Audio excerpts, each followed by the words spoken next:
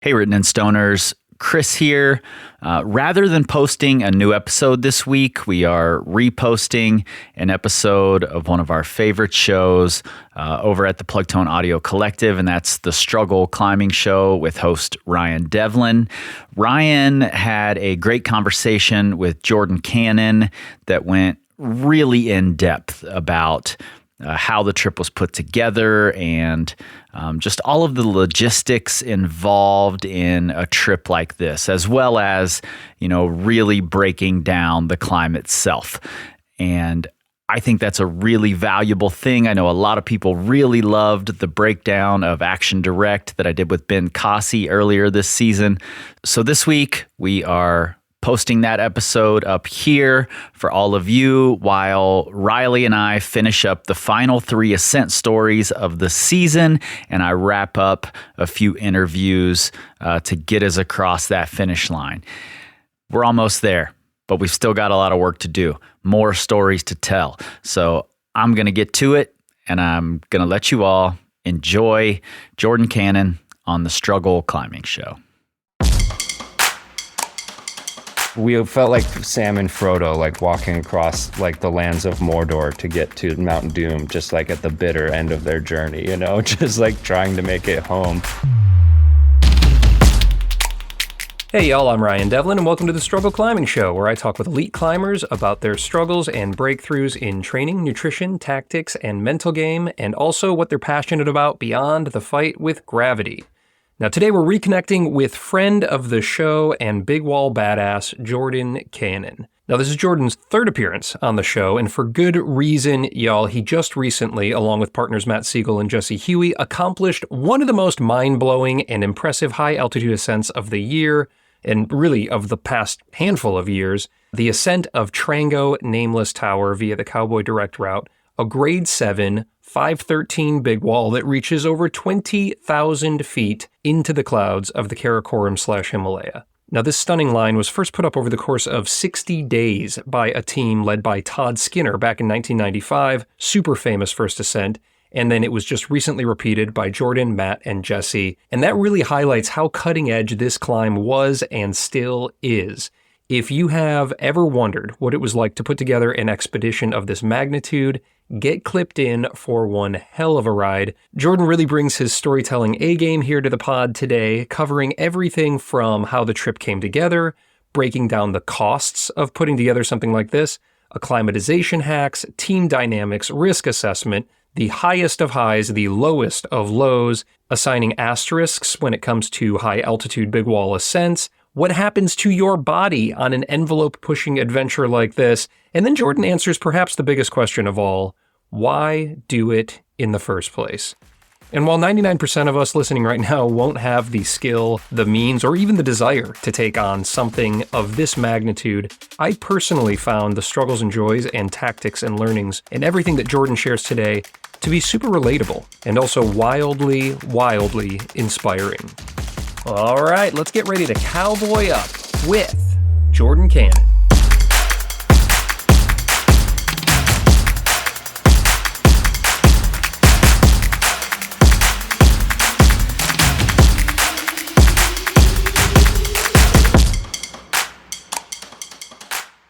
You're looking very much like a young Steven Spielberg with this beard and the hair and the Raiders hat. I'm not opposed to that look. That's a good compliment. Thank you.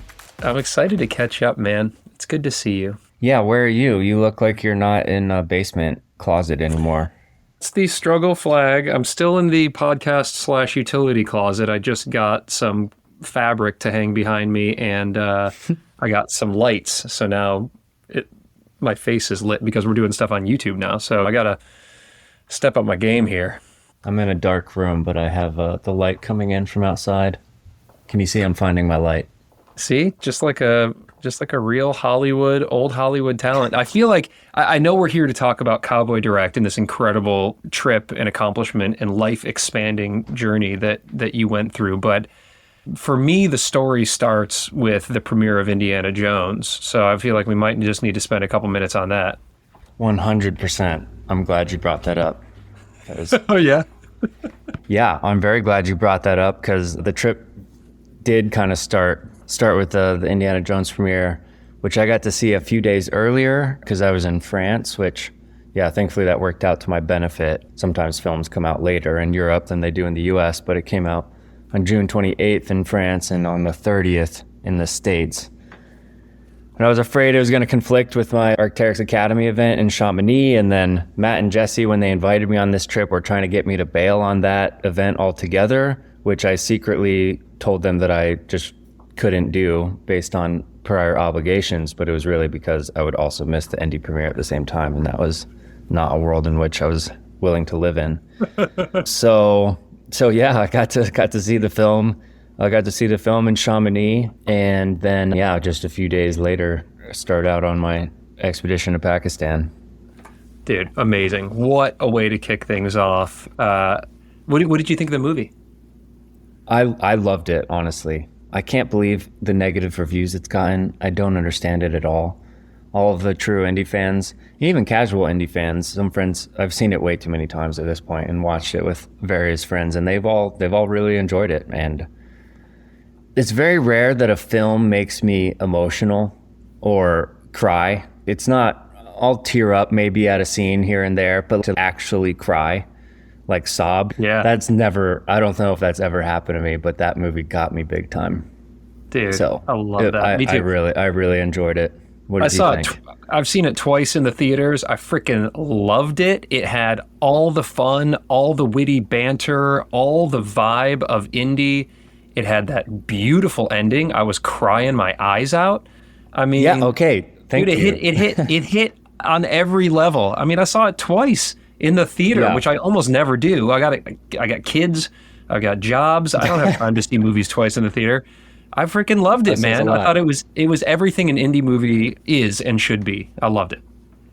Totally agree. I was a little nervous when Spielberg dropped out as director, but I thought James Mangold did an incredible job. It was a great tribute to the old films, but unique in its own way, had his own personal touches on it. But yeah, like you said, it had all of the elements that make a classic indie film, and then some. Harrison totally brought so much emotion and like passion to the character that I did not expect. And yeah, just a iconic send-off to a classic character. Well, what a great way for you to kick off your Indiana Jones adventure too. So your cup was full, your emotional indie cup was full, and just days later you tossed on your brown leather fedora and headed out to the Karakoram. But let's not start there if we can on this chat. I kind of want to understand a little bit more about this journey, because you and I keep in touch a bit, and this thing kind of seemed like it popped out of nowhere. It didn't seem like it had been something like all of a sudden you're like in some sort of hyperbolic sleeping tent, and I'm like, what the hell are you doing, man? He's like, well, I got this thing coming up. So maybe just give me like just a few minute lead in to how this incredible objective even hit your radar. Yeah, well, first of all, the Trango Tower is a place I've always imagined going at some point in my climbing life. With who and when, that was completely unknown. I figured it would be a bit later on. And just to kind of set the table on that, the Trango Tower is in Pakistan. It's part of the Karakoram range, right? I don't know. Maybe give me a 30-second primer on that. I have not been very familiar with this type of terrain. Yeah, the Trango Tower is in the Karakoram in northern Pakistan, kind of near the border of India and China, where there's a lot of border disputes and local fighting and whatnot. So it can be quite dangerous, and that was the one thing I was concerned about, but we had a great experience, and yeah, where we were seemed relatively safe. And yeah, I also learned, I'd always heard about the Karakoram, but I didn't really realize that it's essentially the same mountain range as the Himalaya. It's just a different name because it's in a different country. I guess they refer to those mountains as the Himalaya in India and Nepal, but then in Pakistan, for whatever reason, they call it the Karakoram. So I kind of had a realization, like when we arrived and started like hiking in and into the valley and on the glacier and seeing the mountains, I was like, oh shit. Like, we're literally in the biggest mountain range in the world. That's crazy. It didn't hit me until we were actually there. The elevation. It was like a smaller adjacent mountain or something. Right. Like, you're already starting up high, right? Like, just hiking in.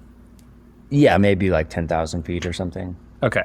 All right. So, okay, we've painted a Not bit of a crazy picture high, here. So but- we're in essentially the in Himalaya. northern Pakistan. Right.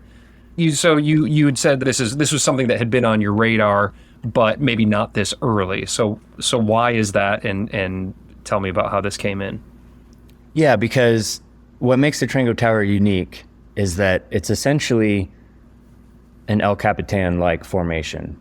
It's about 3,000 feet tall. But whereas El Cap is, you can walk to the top of El Cap if you wanted to, coming around the backside. But this is a freestanding, amazing tower, just 360 all the way around, steep faces to the top, with a little bit of snow and ice here and there, depending on the condition. And it's in a mountain range that's generally known for big snowy peaks, big high altitude mountaineering objectives. And of course, there's a lot of more high level alpine faces and things that require rock climbing skills as well. But this is pretty unique for the area, being mostly a rock climbing objective. And so really the best way I could describe it is, imagine the environment that like K2 and G7 and Masherbrum and all these like epic big mountains in the Karakoram exist, with a freestanding tower that's like free climbing on El Cap. So Sick. So for somebody like me that really likes Yosemite climbing and big wall climbing and big wall free climbing and granite, if you ever want to aspire to do anything like that outside of the valley, this is kind of like the one to do. And it's also has that reputation because when Todd Skinner and his team from Wyoming did the first free ascent of this mountain, it was the climb and the formation that ushered in big wall free climbing to the biggest mountains in the world, which hadn't quite been done yet. Big things had been climbed in Patagonia and elsewhere, but nothing at this level, at this scale and difficulty, also at high altitude. And it had not been repeated since those guys put up that first ascent of Cowboy Direct. Correct. And I think they did that in 1995. And I believe I have my timeline right, but the route that most people are familiar now, perhaps because the Hooper brothers brought it into popularity, is the Eternal Flame. Right. And the Eternal Flame had been attempted by Wolfgang Gulich and team first, I believe, and that piqued people's interest in attempting to free climb the Trango Tower, but they were unsuccessful. They had freed most of it, but certain sections they weren't able to do. And so Babsy just recently did that, I think, right?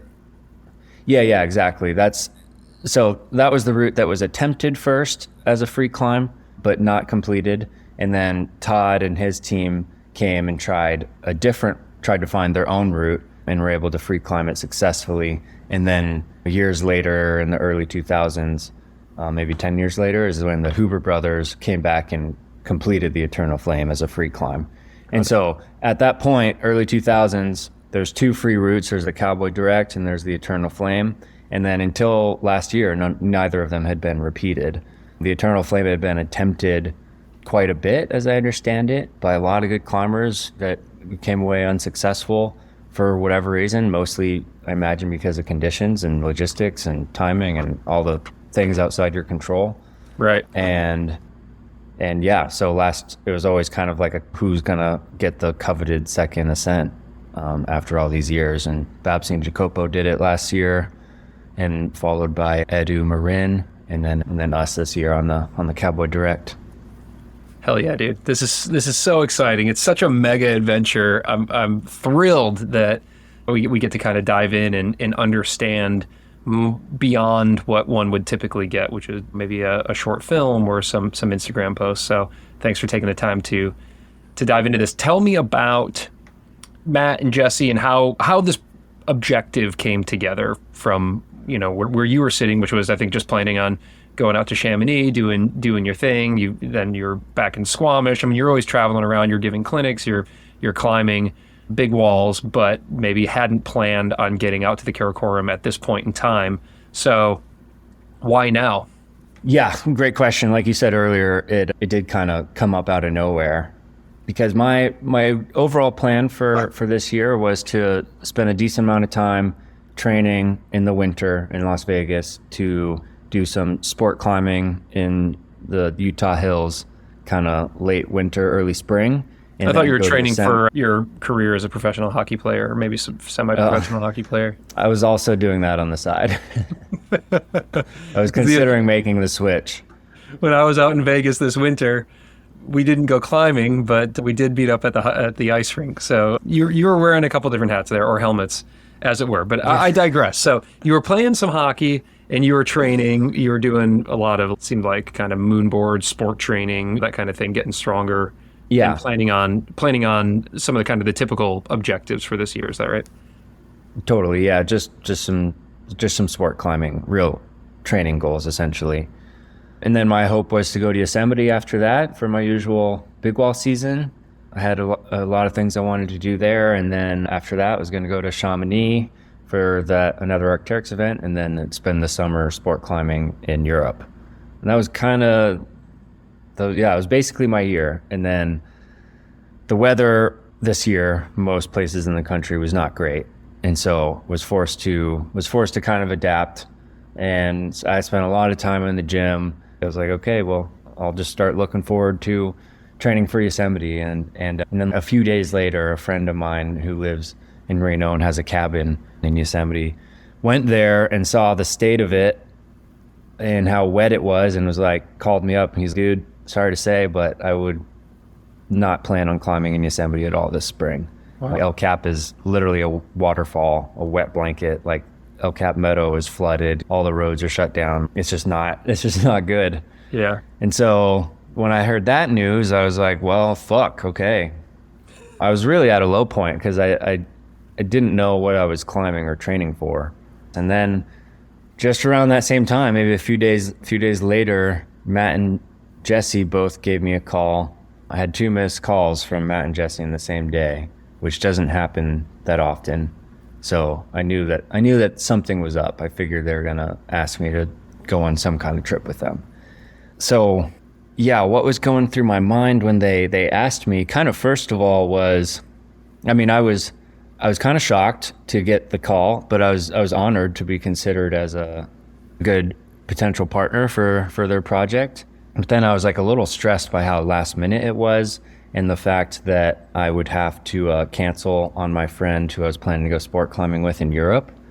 And then just the trade-off. I'm like, man, casual sport climbing, waking up at 11 and going up to Sayus and eating baguettes and all that, versus going on a 6-week trip to Pakistan where there's the potential to get dysentery and be shitting your brains out in your tent while it snows outside for 4 weeks and not climb anything, Right. And have to do a lot of work and effort and money and potentially get nothing in return. So that was kind of my initial reaction.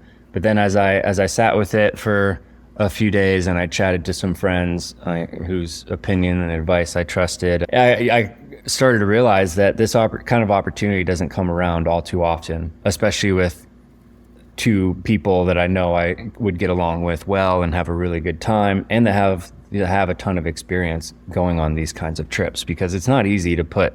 I would not have been able to put this kind of thing together by myself. Yeah, then I started to think about the risk, because I had dabbled to get into alpine climbing again last summer in Chamonix, after avoiding it for many years because I was just essentially like too worried about the risk of it. Yeah, I was like ultimately not that psyched. And so I was like, fuck, okay. I was like not planning to do any alpine climbing this summer, and now this is like the most alpine thing I might ever do. Yeah, and I had to kind of weigh that. And what they told me is that ultimately the most dangerous part of this objective was the approach. There's about a 4,000 foot approach gully that's really just a huge drainage system of loose rock falling from formations all around, with the Trango Tower sitting right at the top of it. There's a little bit of snow and ice to get to the base.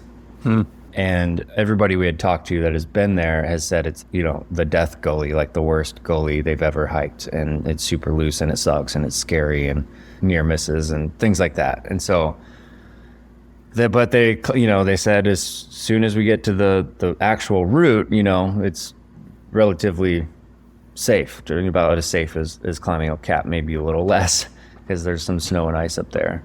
and more loose rock, I would say, than El Cap, but still. Sure. So Is it they're mixed basically climbing like- at all, or it's just kind of mixed on the approach, but once you get onto the head wall, you're climbing granite straight up for a few Yeah, thousand feet? it does depend on the condition that you find the route in. I'd say at the top, there's about 5 pitches of mixed climbing no matter what. But then below that, the wall is steep enough that if you get it in good condition, you're like rock climbing 95% of it. Cool. When we got to the route initially, it was like after a storm, and so it was more alpine than it would have been, and ended up being later on. So like the first 10 pitches were kind of snowy and wet and had some ice here and there, and yeah, we're climbing some of them mixed, some of them free, some of them aid. But then when we actually went back to free climb the route, that was all totally gone and dry. So yeah, mostly rock. And so I don't think it mattered that I didn't have that much experience with that kind of stuff, because that was my next thing. I'm like, am I qualified for this kind of thing? I'm like, I haven't done any ice climbing ever. But that's another thing with somebody like with a team of 3. Jesse has the most alpine experience, the most ice climbing experience and mixed climbing. Matt has been climbing with Jesse the past few years to up his skills in those as well. And so Jesse was on the docket to lead all the alpine stuff. Matt was second in line if needed, and then I was third, which there was a very unlikely possibility that I'd have to lead any of that stuff. So they're like, with your ability and our guidance, we can get you up any of that stuff. So and the reason I'm assuming that you were the first call that they made when the spot opened up on the team was just your big wall tactics on granite, moving fast, your systems, being able to put quite a bit of vertical feet below you in a short amount of time, and just you're a very, very strong vertical granite climber. Is that safe to say that they were looking for expertise in that? Obviously not on the mixed stuff or the ice stuff. They brought some skill on that, but once getting onto the head wall itself, getting the systems in place to move efficiently and confidently through what are, I'm sure, some pretty challenging pitches, that's where you brought a high level of expertise to the team. Yeah, I think so. I think first and foremost, us being friends and them knowing that they get along with me enough to imagine being on a trip with me for 6 weeks. I think that was the first thing. But then, yeah, the big wall climbing experience. Yeah, that makes a lot of sense. So it sounds like the allure, the adventure of being able to take on something like this, and just the opportunity, which probably doesn't come around all that often, was enough for you to say, hell yeah, let's just jump in. Pretty much. It was actually talking to Alex Honnold. He was the one that really got me fired up.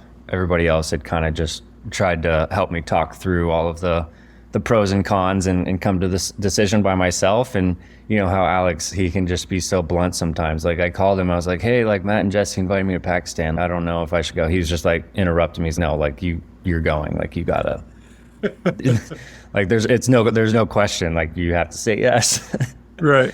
He's like, they're a great team. You guys will have a ton of fun. These kinds of trips don't happen often. This is a once in a lifetime opportunity, and it's going to be the coolest thing you do this year, and it'll be totally life changing. So basically I got off the phone with him after he told me that, and that was all that I needed to hear. I think I would have ultimately come to that decision myself, perhaps not as quickly. So yeah, I just texted Matt and Jesse, and he was just like, I'm in. Sick. All caps. Not really knowing what that meant or how much it was going to cost or whatever. Right. I was just like, I'll figure all that stuff out. The psych was there, and Alex, of course, had similar experiences. But you know, there was a time when he hadn't done any alpine whatsoever, and Conrad reached out to him, or somebody said, "Hey, let's jump in on this." And you just sometimes you're faced with this. There's quite a bit of fear and certainly a high level of unknown. But if you jump in, it can really expand you as a human, but also your skill set as a professional climber, which is what you do. So I'm excited to dive in. Now you've committed, you're in, you're probably cramming, right? It's like a college final. You're trying to prepare yourself physically and mentally. And I know at least a little bit about that because you've posted some things on your Instagram, like sleeping in the tent, like the oxygen deprivation tent and these kinds of things. So give me a little bit of just like the run up there. Where did you focus your limited time to prepare? I mean, what was it? A month? 2 months? It's 2 months, I think. Okay. maybe a little less. And they say that you want to be in the hypoxia tent use it for 6 weeks and spend like 10 to 12 hours in it a day at night. And you might only be sleeping for 8 hours.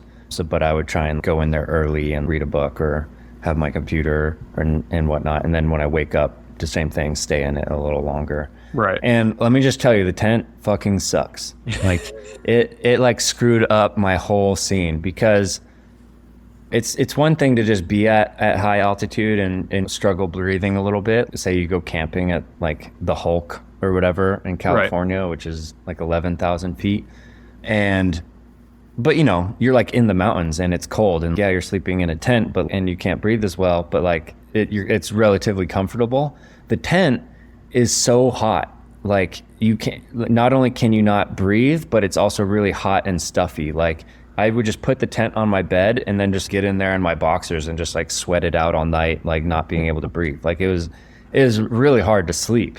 Not just because of the lack of oxygen, but just because of the level of comfort in there. Right. And so it's really hard to be doing this much volume. Like I would play hockey in the morning, then I'd go to the gym, and then I'd go to Red Rocks in the afternoon and climb until sunset when it's not as hot and the routes are shaded.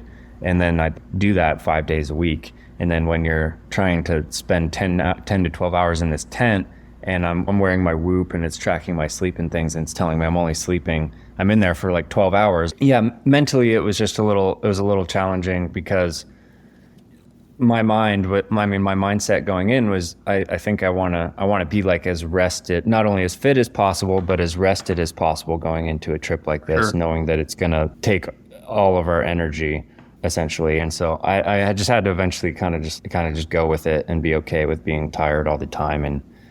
And ultimately I do think it was good training, because I mean, that's essentially the idea, is that, you're suffering a little bit more beforehand to free yourself up some time when you actually get there. Because had we not used those tents, we would have likely had to pushed to higher altitude like much slower. And that takes time. They say like climb high, sleep low, and kind of work your way up and down slowly higher as you let your body adjust. So we do think the tents helped, but there was a lot of suffering beforehand, which is a stressful time as you're trying to prepare, not only with physically, but with all of the gear and logistics and things that need to be taken care of before you can show up in Pakistan ready to go. Yeah, for sure. Well, obviously we know the ending worked out quite well, but you never know when you're in it if what you're doing is right, and is your focus being put on the right things and these kinds of things. But let's fast forward a little bit into Pakistan. You've put some great stories in videos on your Instagram. So anybody who's listening, I just direct you over there, but also to Matt and Jesse's Instagrams. They've posted some fantastic photos, videos, and also some beautifully written essays about this time. And so one of the things that we'll skip past for purposes of time here, unless there's anything that you specifically want to highlight, and that's totally fine. But essentially your time in Pakistan, going to the markets, getting pre-climb shaves, getting kitted out with local garb, what appeared to be perhaps the most heinous car ride I've ever seen as you were on your transportation out to get the climb started, and puking your brains out from car sickness and these kinds of things, all documented very well on your Instagram. So I'll direct anybody to that. But I'd love to dive into the climb and the experience of the climb, and of course the approach through that gully, if you're ready. But if there's anything that I just kind of glossed past, because that was a few weeks of stuff that I just kind of covered in about 30 seconds of saying people should check out your Instagram, feel free to highlight anything there, and then let's dive into the climb. Yeah, go check that out. And then I'll speak a little bit to my experience going into it. Like this is where I was really naive, but could kind of just rely on Matt and Jesse's preparation, mostly Matt's, because he put together a ton of the logistics and coordinating with the guide service that we hired to outfit us for the entire expedition. And so for those that are interested, what that actually looks like is we flew into Islamabad in northern Pakistan.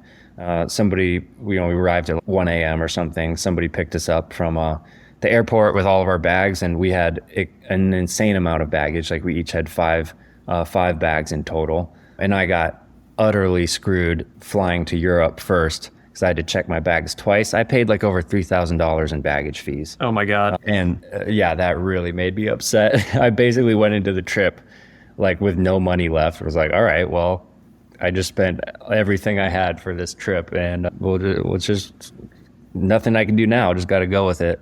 That'll sort itself out on the back end. Can we just pause there for a second? Because I think it is, maybe people, I certainly don't know how all this works. You have sponsors, but you also pay for some of this stuff yourself. And these big expeditions, I'm assuming, are quite expensive, where you're talking about having guides and just the flights, the gear, the logistics, the amount of time that you're out there, the food that you need, any permits that are needed, all of this kind of thing, I'm sure is really expensive. Can you give a sense for what the cost of something like this is and how much is funded personally versus by the sponsors, versus do you set up a GoFundMe for family to help you out? Like, how do you make these life-changing adventures happen? Yeah, you essentially have to be really rich to be able to fund an entire trip like this on your own. Otherwise, you're pretty reliant on sponsors or personal savings.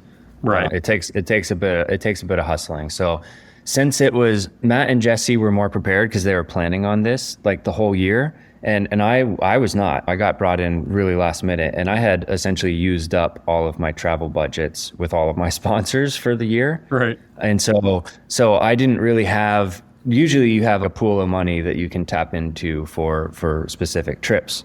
But yeah, like I said, I had spent my travel budget for the year and wasn't able to get additional funding from my sponsors. I was able to get a little bit from one, Jesse and I both. But yeah, for the most part, I was paying for the trip essentially by myself. But but I also make a living from the money that these companies pay me. So people are like, "Oh, is Arc'teryx paying for that?" I'm like, "Well, I'm paying for it with the money that they pay me." So right. Not really. It's not a separate thing. Sometimes it is, but in this case, it wasn't. So yeah. So I essentially paid for it myself, but had a little bit of help on the front end, considering that I was going to Chamonix for an Arc'teryx event. So they were able to pay for some of my baggage fees and some of my flight as they would if I was flying there and coming home. Got it. Wow.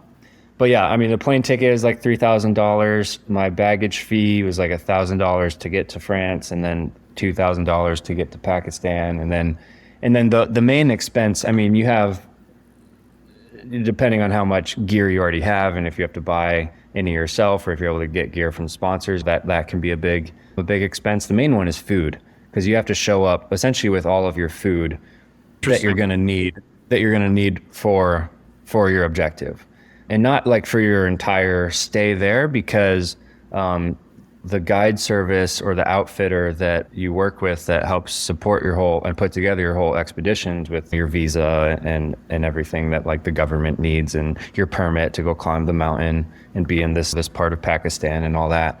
But they also put together for you a cook and an assistant cook and a guide to deal with, to lead you like to base camp essentially, and work with all of the other Pakistani people. They arrange the person to pick you up from the airport. They set up the hotels that you're going to stay in transit. They set up the Jeep drive that takes you to the last town. They set up the porters, the guys with the horses and the mules to help carry your stuff into base camp, and all of these logistics in and out. And so that's what Matt was coordinating with.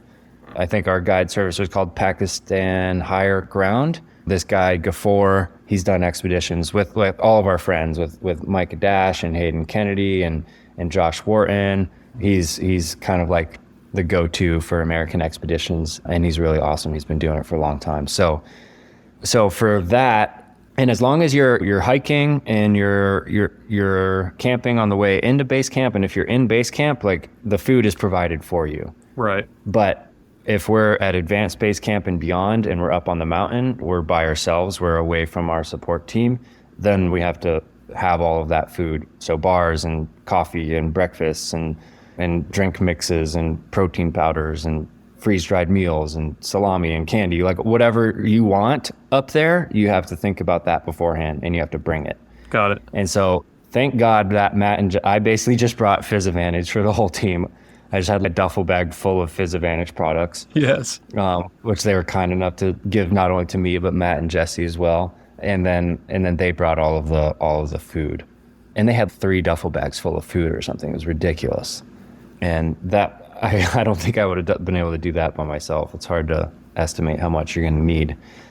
And Matt's a bit of a foodie and also has Alpine Start, right? So you had your caffeine covered and you had probably some pretty good meals ready to go when you hit that wall. We did. So that whole guide service, all those things I just described, that costs, and it's kind of nice to just pay like a flat rate and have all of these things covered on the front end, and then a little bit of tipping on the back end of the trip. But how much was that? That's like $6,000 or something. So yeah, you're deep into the $10,000+ when you're talking about flights, gear, food, guide, the outfitters, and things that you're buying there, and all of this. So to your point, you need to have help, or you need to be rich, or you need to have really big sponsors. And you dug deep, it sounds like, personally to make this happen, but it's a once in a lifetime experience. I'm assuming it was worth it. No, just it was totally worth it. No, my attitude for that kind of things is I prioritize living my life in the moment and saying yes to once in a lifetime opportunities, even if it means that I have less money and less security in the meantime. I'd rather, like going to the Stanley Cup final, for example. I was in Boulder with Matt and Jesse, finishing up my climbing class that I taught last year and meeting with them to prep logistics. And then the Golden Knights won Game 4 and were looking like they had the opportunity to close out and win the Stanley Cup final at home in Game 5. And I was like, tickets were on sale. I was like, fuck, I could go. That would be amazing. And I was really stressed about it and considering not. And eventually was just like, fuck it. I'm going to pull the plug and I'm going to go. And I was really happy that I did, because it was like a totally life-changing experience for me and gave me a ton of motivation and inspiration going into this trip. Man, this is the year of canon. We're talking about Indiana Jones. We're talking about Stanley Cups. We're talking about Cowboy Direct. Man, it's just you're living that life, dude. I'm loving it. Okay, good. Well, let's now dive into the climb. Yeah. Okay. Well, the timeline, this will help explain it. We fly to Islamabad day 1. Day 2, we fly to Skardu, which is a small town at the foothill of the mountains. It'd kind of be like if you were to fly into Denver or something from the Middle East and then catch a short flight to like Big Bear or Fresno and then go up into the mountains kind of thing. And so yeah, we fly to this town called Skardu, where a lot of expeditions start, primarily for K2 and the surrounding mountains. And a lot of people also just go there to trek and sightsee and hike around the valleys and look at these big mountains, cool. Not necessarily to climb anything. So yeah, Skardu's a bustling town. Yeah, I mean, Islamabad is crazy as well, but Skardu is where you get on the Jeep the following day, day 3, and take a 6-hour Jeep drive up to this town called Ascoli, which is like this last town where the road ends, and you have to start hiking up into the valley by foot, and then it's a 3-day hike in to get to base camp. And base camp is at 13,300 feet. And you maybe start around like 10 or 11,000 feet. And the first 2 days of walking are like totally mellow, to be honest. I was like thinking it was going to get hard right off the beginning, but you're kind of just walking up like a mostly flat trail along this river, going up this valley for 2 days and camping along the way. And they're setting up a cook tent and a mess tent, and we have our own personal tents we set up, but they're like making food and breakfast for us. And it's awesome. We had a really cool team of people. And then the last day, and it was all cloudy and overcast, so we couldn't really see anything, but it made the hiking conditions nice. Like I was still in shorts and a t-shirt, because otherwise it would be like deathly hot. Like you're hiking with an umbrella, like to create shade for yourself kind of thing. Right. But then on the 3rd day is where you hit the glacier and then you turn into a different valley, like where the Trango Tower is.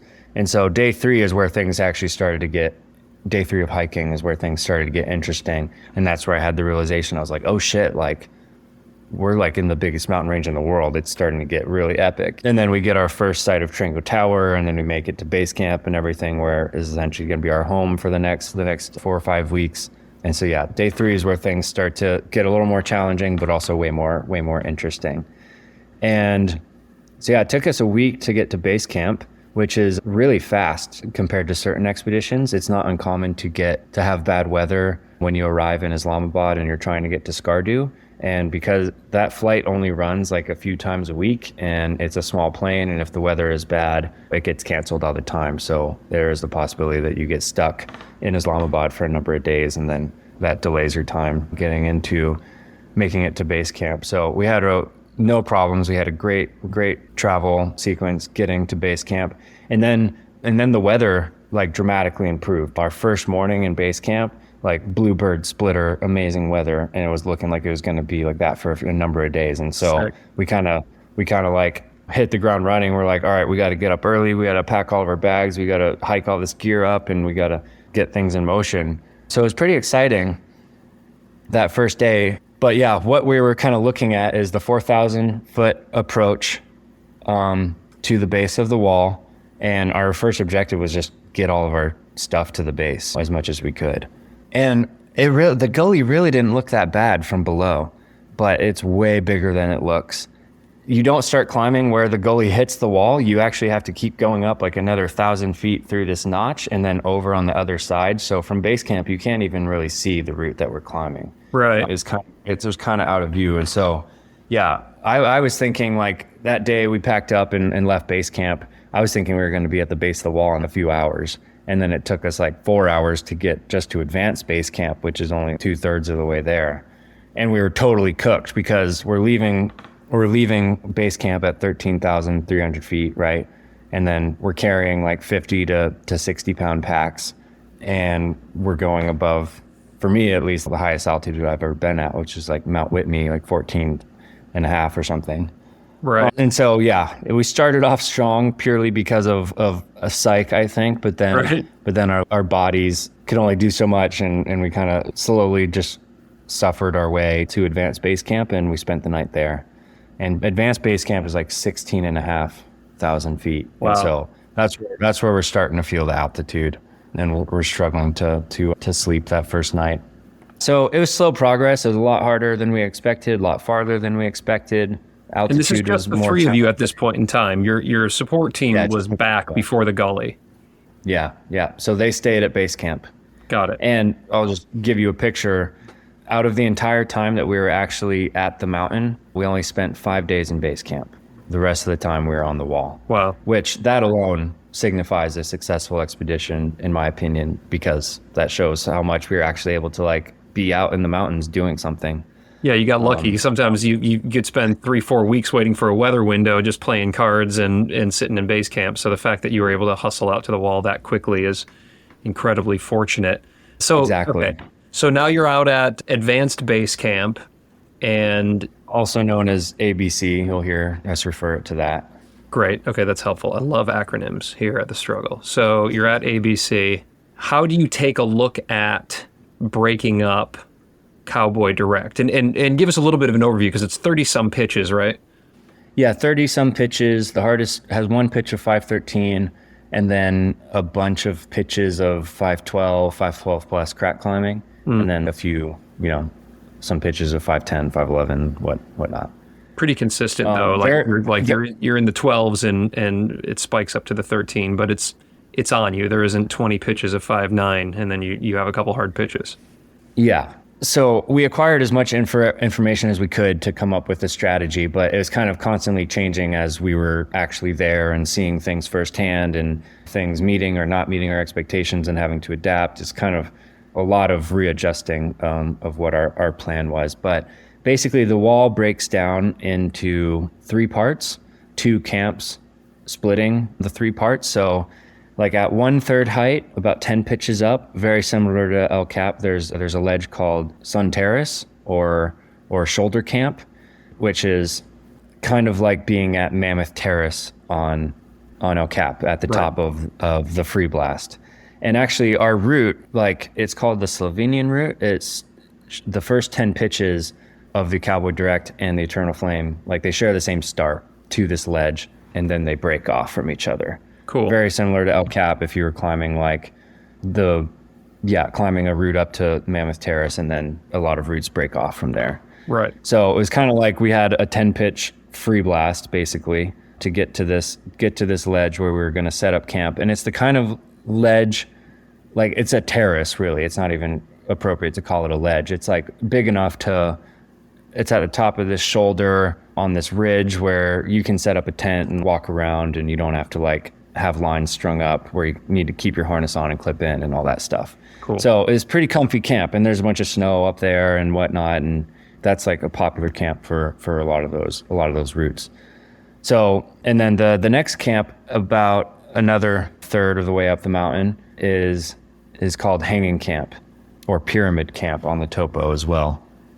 And that's like proper big wall, portaledge, hanging style camp. And then from there to the top, there's not really any other place to reasonably camp. And so our primary objective starting out was to basically climb to these 2 camps, leave our gear and set up, figure out some of the pitches of the route, come down and rest, and then go up and try and free climb it from the ground.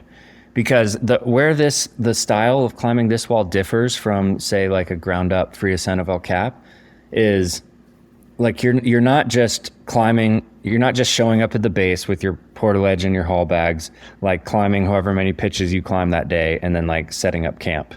Why not? You know, because you need to have, one, a lot of food and water, and hauling that much water up doesn't make sense when there are like these certain ledges with snow. So basically to get water, we needed big enough ledge that has snow that we can melt to get our drinking water and our cooking water.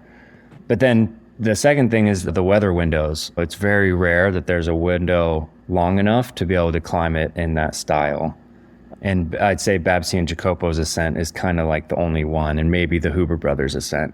Every other free ascent has been epically long and endured long storms. And so kind of knowing that we were going to have to do that at some point, our idea was like, if we have these 2 camps set up with fixed lines going to the ground, we can easily retreat back to camp if there's a storm, and then continue on climbing the following day. Yeah, that makes total sense. So you're essentially, as you're doing that, you're also being able to suss out the pitches, who's going to take lead on which one, and as you're climbing those first times up, you're aiding them, I'm assuming, for speed, or are you trying to free them? We're kind of climbing by any means, free if it made sense, but really like goal number 1 is just to get our shit up there. Right. And figure out where the route goes. And figuring that out wasn't super easy. Like the topo we had, like for the actual Cowboy Direct section, like from Sun Terrace to the top was very detailed. But for the Slovenian route, all it said was like 10 pitches, 511, and showed some bolted anchors. That was all the information. That was like all the information we had. It doesn't say started this crack system, like nothing like that. Right. So it was less obvious than you would expect. And slower going, just trying to figure out where it all goes. When you see it, it makes total sense. You're like, oh yeah, of course it goes there and then there. But upon arrival, we were the first ones there, and was not obvious at all. So yeah, our goal is just to get that up there. And as a party of 3, like I kind of realized early on, it's easier for me to get into big wall mode where I'm just like working and managing the anchors and the ropes and fixing lines and hauling and all that, as opposed to like, all right, Jesse, you lead this pitch and then I'll lead that. I kind of realized, I was like, I don't care. We're not trying to free climb yet. I was like, Jesse, you lead us all the way to Sun Terrace, and I'll just manage all of the fixing of the ropes and the hauling of the bags and all that stuff. So that was our strategy. Set up camp on Hanging Camp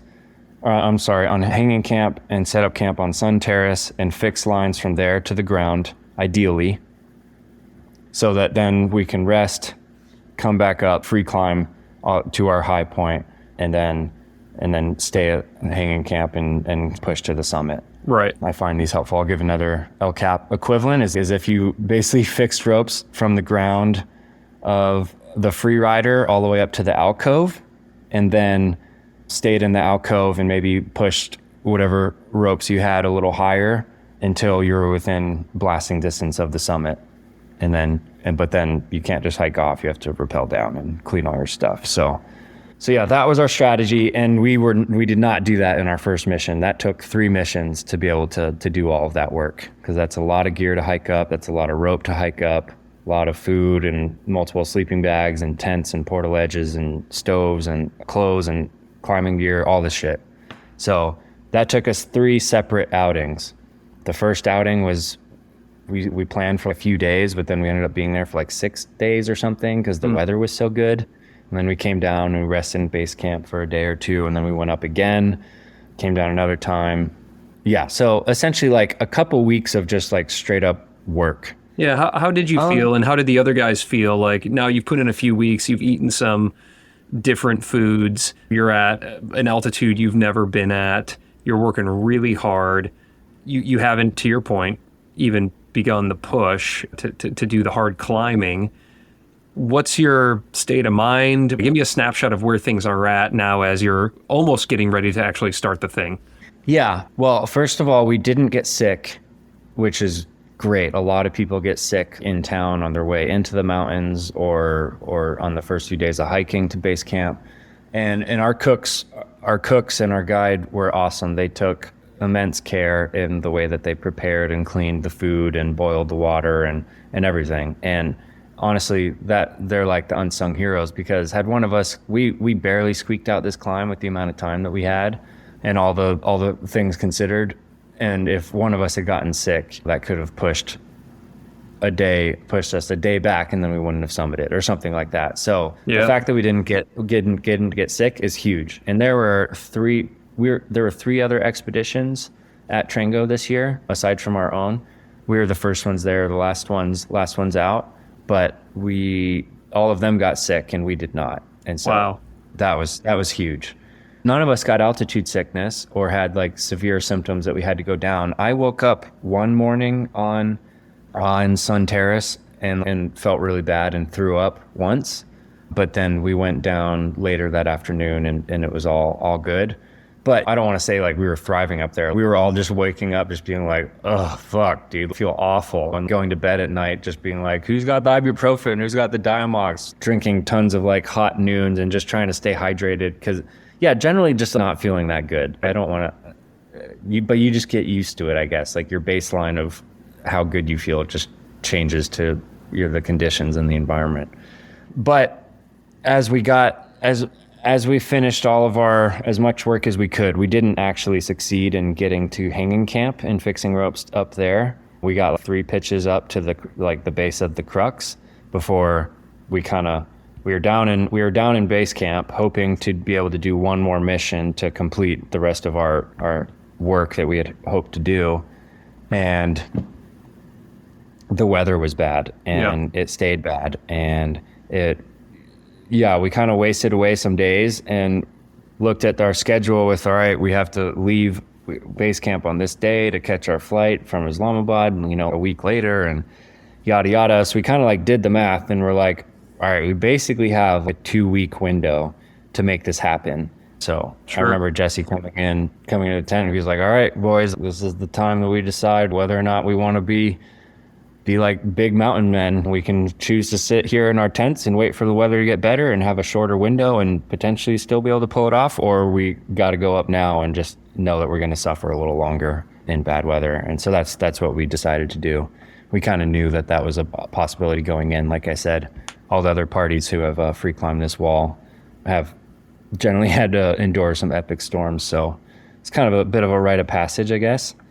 So we hustled up there. We had one good day of weather where we were able to free climb up to Sun Terrace. Okay, so like 10 pitches up, free blast, third of the wall. And then the following day we were able to free climb up to our high point, 3 pitches of 511, the first pitches of the Cowboy Direct, to the base of the 513, and then the weather shit on us, and we spent the whole next day in our tents in the snow, just like watching Netflix on our iPads and reading books and sleeping and whatnot. And then I'd say for like another few days, like I mean, it felt like a week almost. Maybe it was like 5 days where the weather wasn't bad all day, but it would either be you wake up in the morning in a snowstorm, in a cloud, thinking like, all right, there's no way we're going to rock climb today. And then miraculously, like the sun would come out and the storm would split and we'd get like a few hours where we were able to climb like a pitch, or like maybe Jesse was able to free this pitch and Matt and I weren't able to try because then a storm came in and we had to bail back to camp. Right. It's like very minuscule progress, maybe a pitch, maybe a few pitches, maybe just a pitch up, getting the rope up on this pitch and not even free climbing it, having to come back and free climb it the next day or whatever. Very slow progress. And it was very hard to motivate each day because it took a lot of effort to get out of like our camp attire, full down jackets and gloves and everything, and get into our mountain boots and our climbing pants and like transition into climbing mode. But right. Where from Sun Terrace, where the Eternal Flame essentially starts right off of Sun Terrace, the Cowboy Direct traverses like this 300-meter snow slope. It's like, I don't know, it's pretty steep snow slope, but like around to the other shoulder of the mountain. And you lose about like 400 feet of elevation, something in the process. And so just to get from Sun Terrace to the start of the Cowboy Direct, where our fixed lines were, and like jug up and keep climbing to make progress, took like a serious amount of effort. And we have to go over there with all of our food and water and clothes and climbing gear for the day. Right. And then coming back that snow slope at the end of the day was always grueling. So it took a lot of effort for us to motivate, even if we knew we were only going to make a little bit of progress and get stormed off in the afternoon. But we were able to make little bits of progress, and I was able to do the crux pitch. I led that pitch first, and then Jesse followed, and then we got stormed off, and Matt had to do it the following day. But when he did that, we knew we were within blasting distance of hanging camp, and so we kind of packed up some bags from Sun Terrace with the intention of pushing to hanging camp and then staying there for the rest of the time on the wall. So I'd say about a little over a week, we were able to all free the crux. We all led the crux pitch and then free the rest of the pitches up to hanging camp. So now we're like at 2/3 height on the wall. Shit. And I can't tell you like how, I know we're getting long on this thing. I was trying to keep it concise. We're all right. It's hard when there's so much info. Yeah, there's a lot. But this is a huge experience. We're all right. But I like can't stress how like used to getting stormed on we were. Like normally when I'm in Yosemite, if it starts raining, I'm like, all right, time to go home. You know what I mean? Like, but when you're up there and you're like in it, there's no choice. You're like, all right, well, it's raining, but or it's wet, but I'm like still gonna try and climb this pitch. And I'm like, yeah, I can't feel my toes and my chalk bag's like full of water, but I guess we're here. We're gonna try. I'm like busting out Gore-Tex shell and Gore-Tex pants and like in and out of big down jackets and gloves and mountain boots, just like, and going across snow and jugging up in the snow and rappelling in the snow and just like, oh, it's splitter for a few hours, sick, we're rock climbing as normal. And then like, okay, now we're like freezing in our tents. And it's like, I've never experienced anything like that. And I didn't think that it was possible to still kind of make progress in those conditions. But if you're motivated and you make it happen, it is more possible than you might think. And what are you wearing on your feet when you're doing this? Are you wearing like TC Pros or is it too cold? Yeah, TC Pros and socks. It's not as cold as you would think, I would say. So tell me about where you all were at, or where you specifically were at, just emotionally, this many weeks in. And it sounded like the progress, while you were getting hammered by some storms and there was a little bit of a sufferfest, or maybe a lot of a sufferfest, the progress was coming incrementally enough where you weren't losing the psyche, or were there some kind of bleak times in there? There are definitely some bleak times. I mean, I was trying my hardest to stay positive and optimistic and living in the moment, and just like I said, trying to get as much progress done as we possibly could. And so I'd say like after hanging out in that full storm and making slow progress, getting stormed off each day, like it wasn't looking super promising. And so, yeah, we were definitely like struggling and having some low moments. And yeah, the summit just felt so far off and felt so like unattainable and felt so unpredictable that I can't say any of us were really thinking we were going to like truly pull it off until we got to hanging camp. Hanging camp was a big moment for us to know that like, all right, we have the crux behind us. We're at the next camp. We're not going down until we have to go down, and we have essentially everything we need to take her to the top. We just need to climb like 8 more pitches of 512 or something, and then some few pitches of mixed climbing to the top, and then we can get out of there. So just to check in kind of on what one goes into an expedition like this expecting, how important is it to summit? How important is it just to have a good time and try your best? How important is it to just say, hey, let's make it home uninjured and safe and this kind of thing? Yeah, for sure. I think a really important thing that might often get overlooked is like you have to have the same level of commitment to the goal as your partners, because if everybody's suffering but one person is kind of like tapping out and no, like this is too much for me, I don't want to keep suffering at this level, I just want to hang out in camp, like that kind of screws the whole team. So you really all have to kind of be on the same page and have the same level of commitment, or like, no, we're going to do whatever it takes, no matter how hard or how uncomfortable it is in the moment. Like we all got to stick together and make it happen. So yeah, having a shared level of commitment is really important. And then yeah, I think speaking to the dynamic of our team, like we all had our strengths and our weaknesses and different things we brought to the team as a whole. But then on individual days, like there'd be days that I woke up feeling really shitty and Matt and Jesse were feeling good, and they took more of the work or whatever and pushed for the team, and vice versa. So everybody kind of rose to the occasion when needed or when called upon, relative to the other two who might not have been feeling as good or as psyched or strong or confident or whatever. I think it's Jesse who said this. I had really low expectations going in, just because you don't want to get super high hopes thinking like, yeah, we're just going to go send the NAR first trip to Pakistan. It's going to be totally casual. Everything's going to go our way. Right. That's just not how it works. So I had low expectations. Everybody kept asking me like, oh man, are you psyched to go to Pakistan? I'm like, yeah, I mean, I'm probably just going to, like I said, get sick and poop in my tent and not climb anything and endure a lot of bad weather, and then we'll go home. Right. So that was kind of like what I had expected. And if you have the lowest expectations, anything beyond that, you're going to be happy with. So, but then as well, really the priorities going into a trip like this, I think should be, and are for a lot of people, is come home alive first and foremost. None of us want to die in the mountains. So make decisions accordingly. Number 2, come home better friends than when you started. You don't want to go on a trip and get in arguments with your best friends that you come home and go separate ways. That can impact your relationship in a negative way.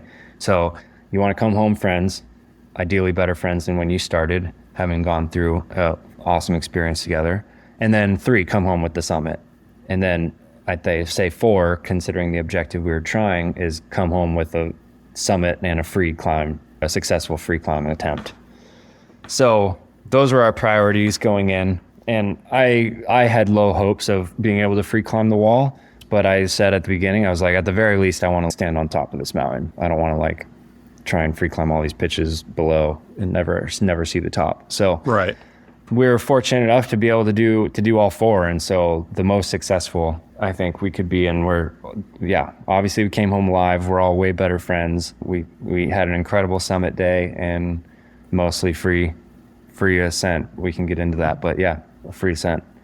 So sick. Well, let's pick up where we left off here, which is you made it to hanging camp, and that's when, for the first time, maybe in a little while, it started to seem like, hell yeah, you could do this thing. You're within striking distance, 8 pitches. Yeah. The hardest pitches below you. So talk me through what happened once you were up there on hanging camp, how it came together from there.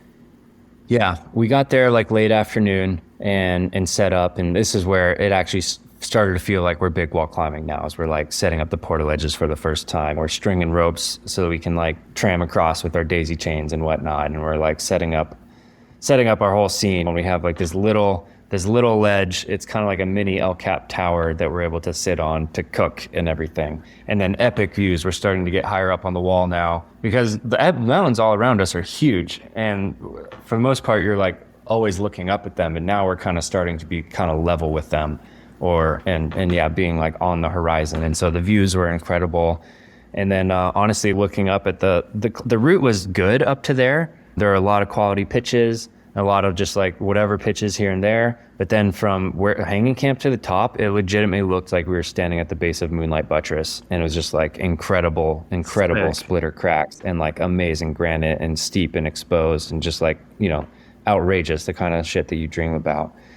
So it was really exciting place to be. We had a great first night there and then woke up in a snowstorm and we were like, oh, bummer. Like we were really hoping we were going to be able to like hit the ground running our first morning at hanging camp, but we didn't. We hung out like all afternoon and we were kind of like, oh, is the weather splitting? Is it not? It was kind of going back and forth. And eventually I was like, fuck it. I don't even care. I'm just going to aid climb this pitch. The next pitch was like a 12 plus crack.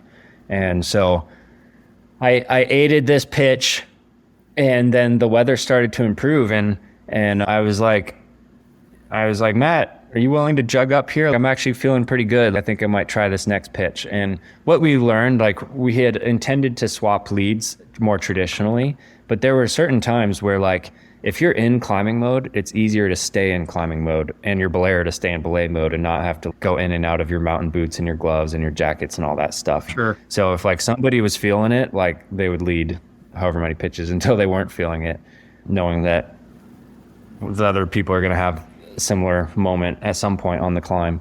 And so I had a moment that day. I aided this pitch, asked Matt to come up and jug and belay me on the next one. And then I was like, Jesse, you should rally and you should start micro tractioning that first pitch and get beta and like chalk holds and whatnot and see if you can do it and we can follow. And so, yeah, I led this next 512 splitter pitch. That was like one of the best pitches of my life. I was able to on-site that. And then there was another 512 pitch afterwards that legitimately looked like 510. It was like a left facing kind of flake layback thing, but it was listed on the pitch or on the topo as 512. I was like, oh, that'll be no problem. And so I'm like, Matt, I think I'm going to do this pitch too. And I start, and this was like one of the hard, not the hardest pitch on the route, but it took the most effort for me in the moment. It starts with a little traverse off the anchor, like down and right, maybe 15 feet or something. And then this crack starts. And from the belay, looking at it, you can see like 10 feet up into the anchor, it's like a good crack, like 0.4, 0.5, 0.75 layback kind of thing. But then below, you can't see that there's actually no crack at the start of it. It's just like a rounded flare. And so you can't get any gear. And then I get to the base, I'm like, oh fuck, like actually no, this is like legit 512 for sure. And I'm like, oh, and there's no gear, but I'm like kind of on top ropes. The belay is over here, but if I fall, I'm going to take this like weird swing and hit this ledge and potentially get hurt. So it was like fairly serious, but I knew I just had to bust like the first 5-10 feet and then it would get easier. And yeah, so I commit to it and it's way harder than I think. And I'm like fighting to stay in there. I'm just like resisting a barn door and yeah, looking like I'm going to take this really bad fall. And then it starts snowing on me conveniently. And so I'm like in the thick of it and I finally get up high enough, make it through the crux and I'm able to place some gear. And then it was like legit 12 minus or 11 plus, like really strenuous layback crack climbing with not many feet on the side. And you're just like fighting it the whole time. And yeah, that took it out of me, but it was one of my prouder efforts. And so I was able to, do on-site these 2 512 pitches and get the rope up, fix the rope up 3 pitches higher on a day that looked like we weren't going to climb at all. And the following day I was like, all right, Matt and Jesse, it's your turn. Like I just led these 3 512 pitches. Like I need to take the back seat for a little bit. And so yeah, they like followed my leads to catch up and then push the ropes a little bit higher. And we were thinking we were going to summit that day. Because just after that, we had 3 more pitches of 512 or something and a 5.9 maybe, and then 5 pitches of mixed climbing to the top. And I don't know why we thought we could summit that day. Like it was way farther, way farther than we thought.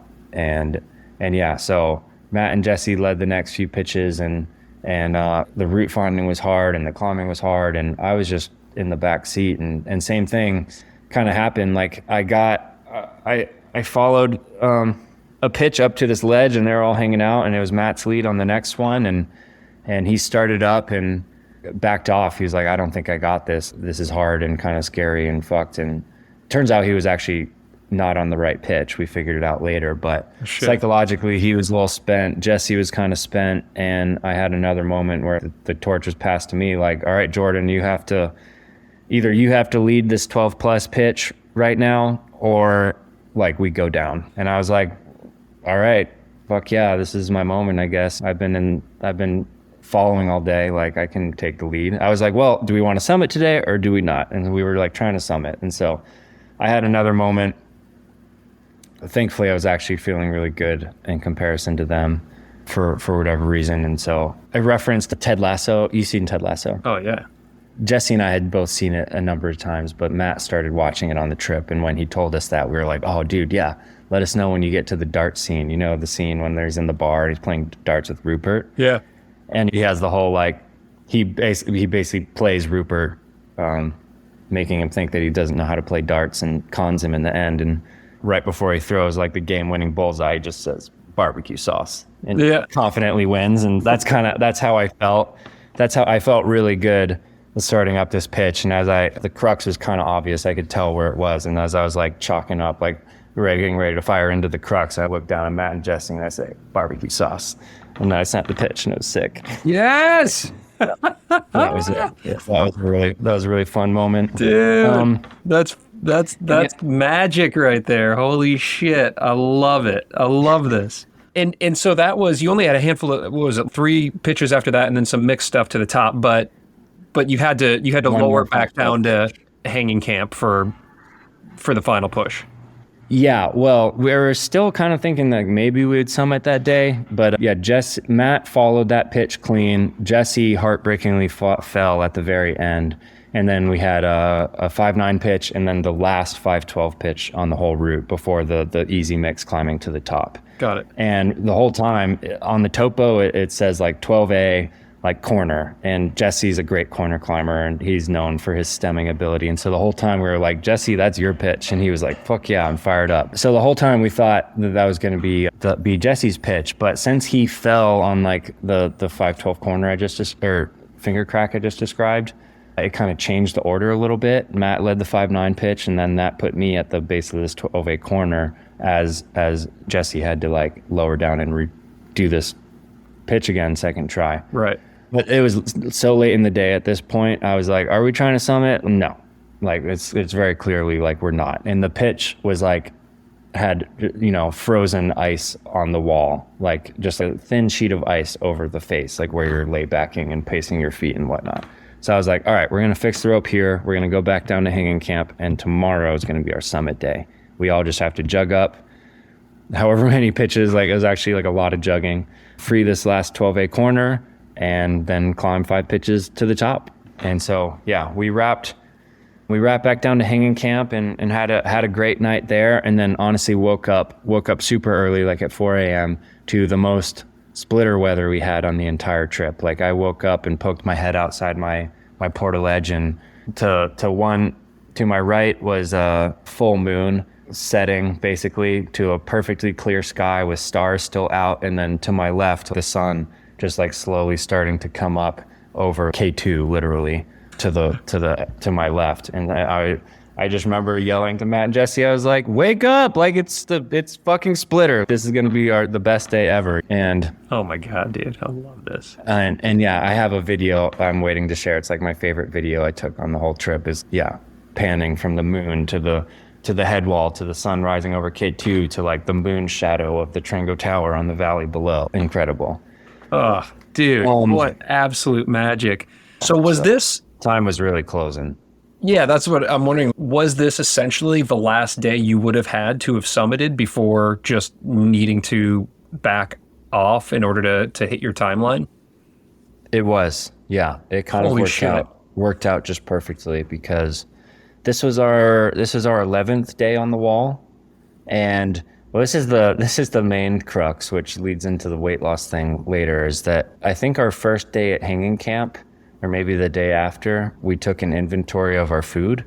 And up to this point, you just have stuff sacks full of dinners and breakfasts and bars for the day and additional snacks and things like that. And you kind of just pull out of it whenever you want. And we realized that, okay, we can't do that anymore. We're running out of food. We need to divide it all up and each have an individual ration. And so we had a really depressing round table where we dumped out all of our food, like our remaining oatmeals for breakfast and peanut butter packets and bars and even dinners at night and soups and things, and divided it all up. And we're like bartering, like, okay, no, I want that bar for this flavor, and getting like the best deal that we each were happy with. and it was really, I've never had to do that before. So it wasn't my favorite thing. Is this where the wheels came off of the relationship? Because you said one of the goals is to return as better friends, but like, did somebody take the flavor bar you wanted and now shit gets real? No, not at all. Actually, it was totally fair. I think this just speaks more to perhaps my lack of self-control, or maybe Matt and Jesse's experience with this kind of thing. But I basically did not ration my bars very well over the remaining days at hanging camp. So much so that the day before that I described, where we thought we were maybe going to summit but ended up not, I like ate all of my bars. Because I was like, this is it. This is our summit day. I need energy. We're going to go. And that's perhaps why I felt really good and why Matt and Jesse bonked. And I was able to push it a few pitches higher. But yeah, that ultimately did not pay out for me, because that night, I mean, I think we maybe had soup for dinner. Matt and Jesse maybe had a little bit more. And then the whole summit day I went without any food. Wow. I think Jesse was kind enough to give me a bar at some point in the day, I remember. But yeah, got back to camp and had some hot Fizz Advantage or something to drink. So yeah, I put all my eggs in the basket the day before that we were summiting, and therefore didn't need any food left. Although I also didn't consider the fact that like we had a whole like 2-day descent to get back to advanced base camp. For where we had like any remaining food, because the whole time when we were like packing bags and bringing food up there incrementally and with among other supplies, Jesse kept like looking at our inventory and being like, dude, there's no way we're gonna eat all this food. And we ate all of our fucking food, and then we needed more actually. Wow. So we ended up like the day that we hiked to the base of the wall to officially start our push, we left a little bit behind at advanced base camp, and would have been nice to have on the wall, but thank God we at least had something to come back to halfway. So you cut it close with the food, but you also got incredibly lucky, it sounds like, on that last day with the weather. This was your last opportunity to summit. You got a splitter day, and you felt good enough to make that push. Now you only had, it was 1 5-12 pitch, then some 5-9 and some exit climbing, right? So maybe just talk me through a bit of how those final pitches went and just where your head game was at, where you were at emotionally. And of course, we all want to hear about what it was like to stand on top. Yeah. So actually this day started out on the physical and emotional high with the quality of the weather and not having to wait super long in the morning to get going. Cause basically if the sun's not out, it's really hard to get going because it's too cold. So started out really good. And then I had my low point.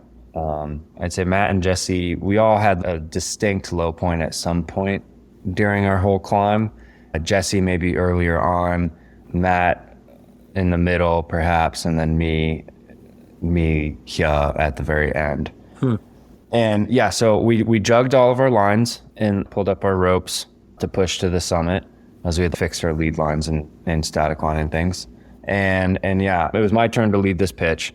And we get up there, and although it's perfect weather, that ice that I talked about from the night before is now melting, and the pitch is pretty wet. No more wet than anything else I had climbed up to there at that point. And so I didn't really think anything of it. I was like, okay, it's like great condition. Yeah, maybe it's a little wet, but it's a corner. I can lay back and climb through, no big deal. And the pitch kind of breaks up into two parts. There's like a lower corner bit and then an upper corner bit and a no hands ledge in between. And I kind of started up and it was wet and no big deal. But then it started like literally running water where I'm starting to lay back and water's like going down my arm and into my like my shirt and my pants, and that's where it hit me. I was like, okay, I can't rest through here. I gotta punch it. And I made it through that first crux to the no hands ledge, and was like, whoa, like that was like a tough warm up. And the corner above looked easier from a climbing perspective, more straightforward corner climbing, but more wet, because there's a slab at the top of the left side of the corner and a slab at the top of the right side of the corner, both with two hanging snow fields of ice and snow that was just melting. And so one of them was like melting water straight down the crack, and then the other one was melting water straight down the face that you're smearing on. Right. And so I made it maybe 2/3 up, like almost to the end of the pitch, to what's probably the upper crux, and I just slipped, like just chalking up. And I was like, oh, bummer. Because up to this point, I mean, I did the crux pitch like second try, and of course I had to aid some 511 pitches in the snow or whatever, but everything I had free climbed up to this point, like I'd essentially on-sighted or flashed. And so I was like feeling pretty good. That was the first like whipper of the trip, I guess you could say. Wow. For myself. And so I fall, and then I just go into get the rope to the top of the pitch kind of mode, and then I just start like falling and falling and falling, because it just gets wetter and wetter and harder at the top than it looks. And it's bolted because it's like a flared crack, so you can't aid climb it. And so I'm hanging there, and I'm just getting like extremely wet and uncomfortable and frustrated, and like water's dripping all the way down my rope to the belay, and like water's dripping off my shoes, and I'm just like completely wet and starting to get cold and annoyed. Yeah. And so I get to the anchor finally, and I fix the rope, and I rappel back down. So I decided to pull up an ice axe and chip out all of the snow and ice. And what that did is essentially like unleash the dam of water on the rest of the pitch. It got way wetter in the moment, but in the long run seemed like it was gonna dry faster, but we just didn't have the time for it. So we were like, all right, well, we can't, it obviously doesn't make sense to try it now, and it doesn't make sense to wait. Let's like go push to the summit, and then we'll come back and we'll try and free climb it on our way down. Right. And this is just because, just to pause for a second, this is because what your objective was, it was to try to do every single pitch totally free. Yeah. So that's what's always in the back of your head. The second goal to that, as you said, is to at least make sure you summit, regardless, whether it's shitty conditions or there's a time issue or a safety issue. So there's a few things interplaying, but at this point in time, you're saying, well, we're so close. This is like literally the last probably challenging pitch, right? The last thing that could potentially stop you. So you're saying it's not freeable right now. So let's tick the next objective, which is getting to the top. And then if we can free it later, then we can at least have done every single pitch. It's not necessarily a ground up objective. Exactly. Yeah. It was kind of like an asterisk we were willing to take, because there was the possibility that we could hang out there all day, wait for it to dry, we all free this pitch, and then we don't have enough time to summit before the storm hits. Right. That'd be terrible. So it's like that would have been like way less cool. So we decided we want to summit. And also it was like kind of annoying, because we experienced a lot of bad conditions and a lot of wetness, but it never like fully shut us down. And this was like full shutdown mode, and it was just this one pitch, and it was like the easiest of all the 512 pitches that would be no issue. We all would have on-sighted it or flashed it had it not been wet, but right. That's mountain climbing for you. And as you're getting closer to the top, that's where the mountain starts to round out, and therefore there's more ledges with snow and ice on it, and so it just got snowier as we got to the summit. So it was kind of should have perhaps been expected, but anyway, so we push on. I got really wet, so at the belay I'm like, Matt, Jesse, you guys take over. I'm gonna follow as the third. And so Jesse switches into his Gore-Tex and busts out the ice axes and crampons and mountain boots, and he led us all the way to the summit, up the next 5 pitches. And so Jesse would lead, Matt would follow, and then I would follow. So as I'm like following one pitch, Jesse's off leading the next pitch. Right, there's some overlap there. And so I had spent the entire time at this belay while Jesse led the first snow and ice pitch, just like drying out and getting warm and getting comfy, because I was really, really uncomfortable. Sure. And trying to prepare for the rest of the day. And then as soon as I start, I'm like, okay, I'm like getting ready to go. And I start trying to ice climb, like my very first pitch. And I can't even see Matt and Jesse. They're like up and above over this like roof or something, this ledge I can't see. And I start climbing, I'm like getting in my groove and whatnot, and it's not that bad. And then all this snow and ice starts raining down, and I have my Gore-Tex jacket on, but my hood is down, and all the snow goes right down my fucking neck, like all the way down to my pants. Oh, and I'm just like, oh. And I finished climbing the pitch, and I essentially threw a hissy fit, is what we would describe it as. I was so annoyed. I was like, man, I just got warm, I just got dry, and now I'm like all wet again. And this is really uncomfortable. And I was like trying to pull on my down pants, and I'm like walking across this snow ledge, and I'm like tripping on my down pants and my crampons, and like feathers are flying everywhere. And it was just a disaster. So I kind of hit my emotional and physical low point there. Yeah. And Jesse was just like in fast alpine summit mode, so he just kept charging, and I kind of just kept trudging along behind until I eventually got to this point where I could see the sun was like about to go around the mountain and leave us for the rest of the day. And there was a little ledge, and so I took advantage. I was like, this is my time. I really need to dry out and get comfortable, or the rest of the day is going to be pretty miserable. And if you're like shivering and I don't have any food, I'm wasting way more energy than I have. So I had a moment where I like took all my stuff off and laid it out, and Jesse's on top of the next pitch while Matt is following, and he's like, Jordan, like, you think you could speed it up there, bud? And I'm like, Jesse, I appreciate it, but I need a minute. You don't understand how wet I got. I need a second. Otherwise I'm not going to be able to keep going.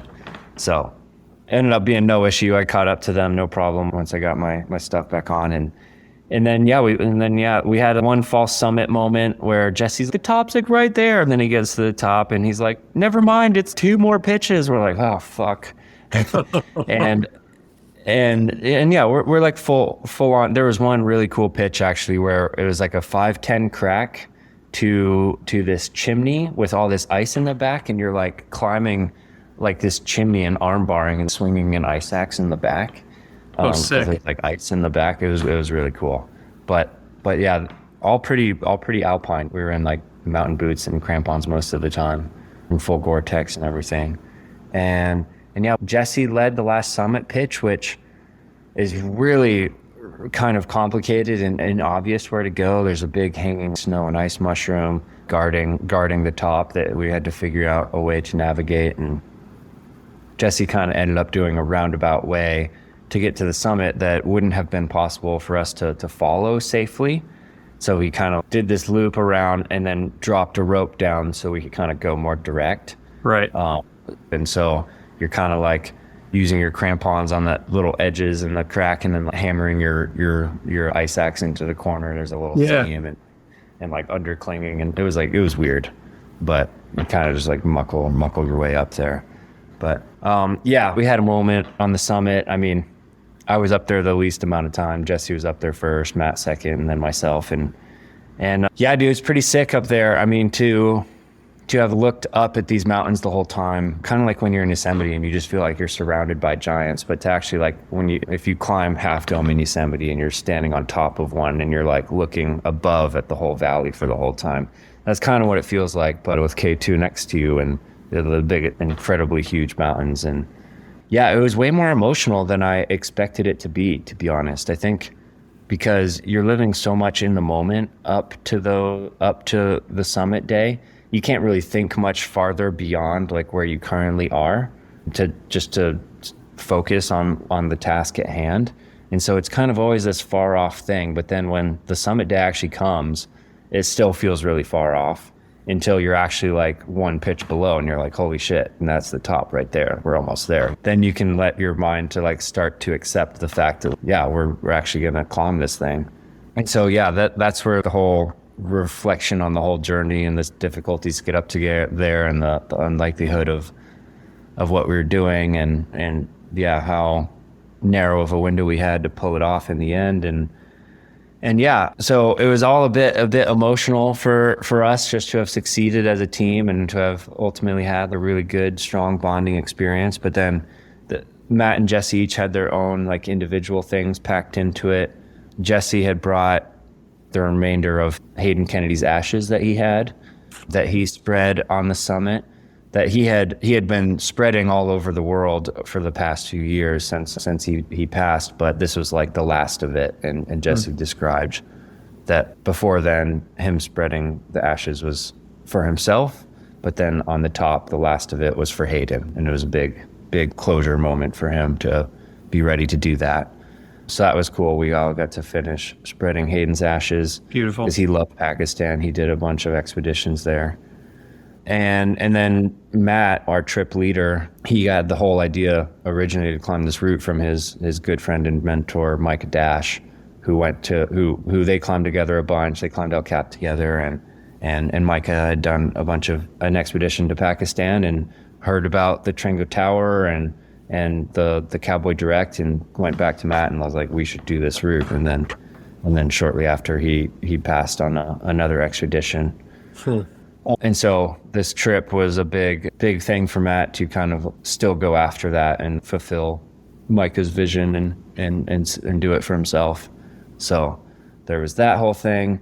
And then I kind of had my own personal like emotion wrapped up in the idea of whether or not I was capable of something like this, kind of based on the fact that, based on things I had bought into believe or told to believe from a young age about gay people specifically, and like how stereotypically gay people are not very tough and they're generally pretty feminine and they don't do hard things, blah, blah, blah. And not having a representative, any or much representation of gay big wall alpine climbers kind of thing. Right. So I kind of had a moment of proving that those beliefs wrong in my head, not only for myself, but then hopefully for other people after the fact. And so that was powerful for me, and that made me feel really proud. And so, yeah, we just kind of hugged it out and enjoyed the scenery for maybe honestly 5 to 10 minutes. It's weird to only be up there for that long. And then we started our descent. God, dude. Well, I mean, first of all, congratulations. What an accomplishment. What an incredible feat, like physical, mental, emotional, tactical feat. But how beautiful. Thanks for sharing not only your personal story there, but just representing Matt and Jesse's as well, to make something like that more deeply meaningful. And I'm sure there's plenty of meaning in it, just in terms of an incredible objective out in nature and pushing yourself to the limit. But then to have some deeper motivation and satisfaction behind it is so cool and so beautiful. And it worked out, which is crazy considering all that you went through. So yeah, that does not pass on me. We definitely, I mean, we took advantage and we tried hard, but we also got lucky at the same time, and that often doesn't happen. So feel very fortunate considering first expedition. I kind of feel like Alex going to Patagonia for the very first time and like climbing the Fitz Traverse. You're like, that doesn't really happen. Most people don't go to the Karakoram for the first time and walk away with a successful ascent like this. So I'm really happy that I scored big and had a great time with Jesse. Summit is only part of it, getting down. Let's talk about that for a second, because there's so much glory, and typically the movie ends on the summit and the helicopter pulls away and everybody's just got their arms in the air or whatever. But then like you've got 3,000 vertical feet and a ton of fixed lines and 2 camps and all this gear and everything, and a ticking clock on when your flight is going to be leaving, and you haven't eaten in 40 hours. So what is the postscript to the summit? Give me the kind of the high level view of just what it means to go from completing this improbable objective to then not getting to just take a zip line straight into a hot tub, which is what I would want to do, I'm sure. Oh my gosh, that is definitely what we were talking about. We were like, we wish there was just a big zip line going straight to base camp. Right. To hike down that godforsaken gully.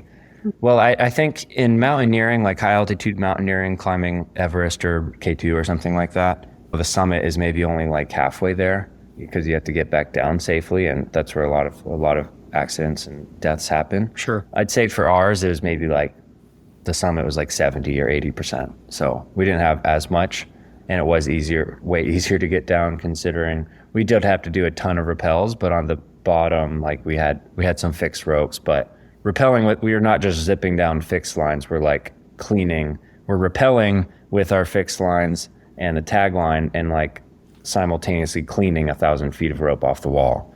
And so that's a whole nother thing. Yeah. But that's also familiar territory for you. I mean, part of your tactical expertise that you bring in are these big wall tactics on how to efficiently clean and haul the hell out of there, right? For sure. It just takes time and effort. And so, yeah, Jesse led the rappels back down the alpine terrain that he essentially guided us up to the top of the 512 corner again. And at this point it was nighttime.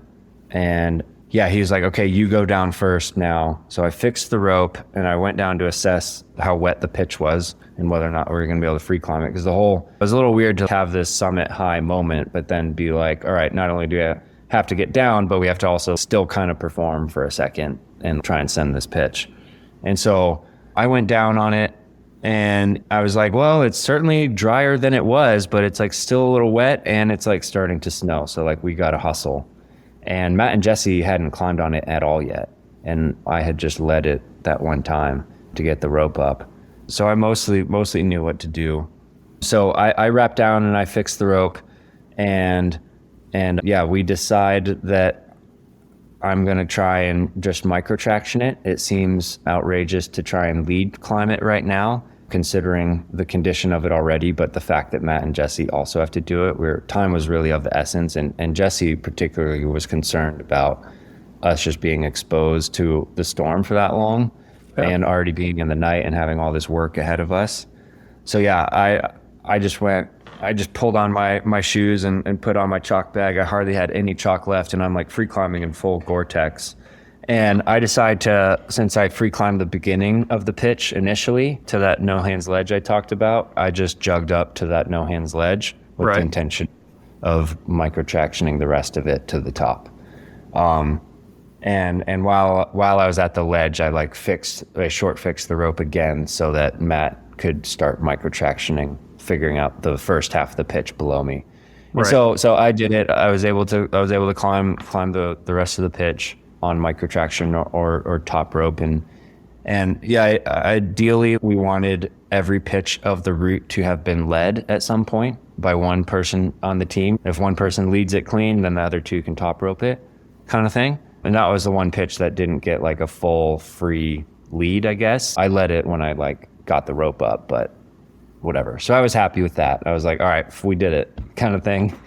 And then Matt was falling on the first pitch or the first half. And eventually was just like, he's like, dude, I don't got this. This is so dumb. And Jesse was like, I agree. If you pull it, like I will pull the plug, I won't even try it. And I was like, well, at the very least, we can claim a free ascent for all of us up to this one pitch and then a team free ascent because I was the one that was able to do it.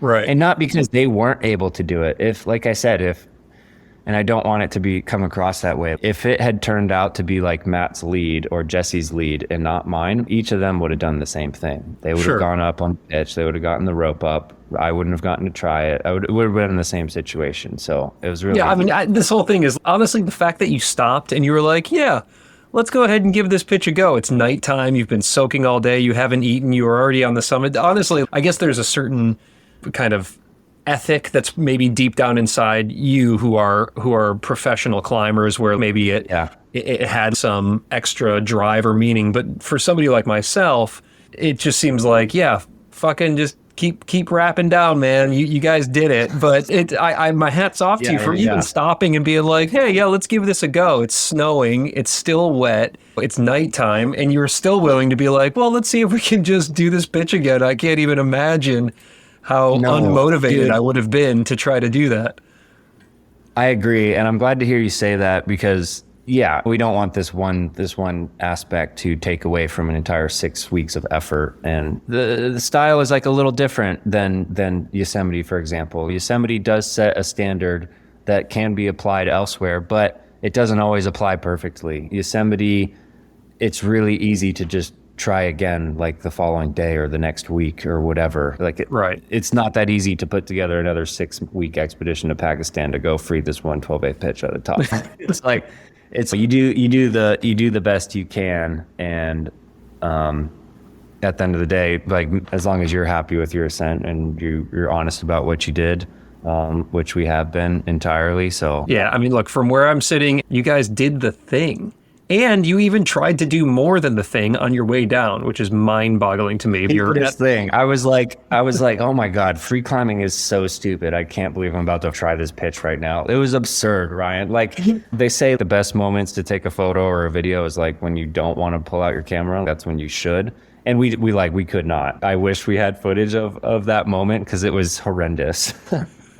There are so many moments like that. Some of them in which we were able to motivate to pull out our phones and take photos or whatever. But honestly, a lot of the time our phones were dead. So we missed out on a bit. But yeah, that'll stay with me forever probably. This begs the question here. Why? Yeah. I don't know. Part of what I like about big wall climbing and just big climbing days in general is I kind of like the feeling of being totally crushed and like stumbling back home and just like barely being able to get into bed and just utter fatigue, even though you feel so pathetic and helpless in the moment and you're like just kind of whining the whole time. I kind of love that because I don't know, it means that you put forth a good effort and hopefully did something rad or tried to do something rad and learned something and had a lot of fun in the process. So why? I mean, I don't know. Because it's fucking cool. That's why.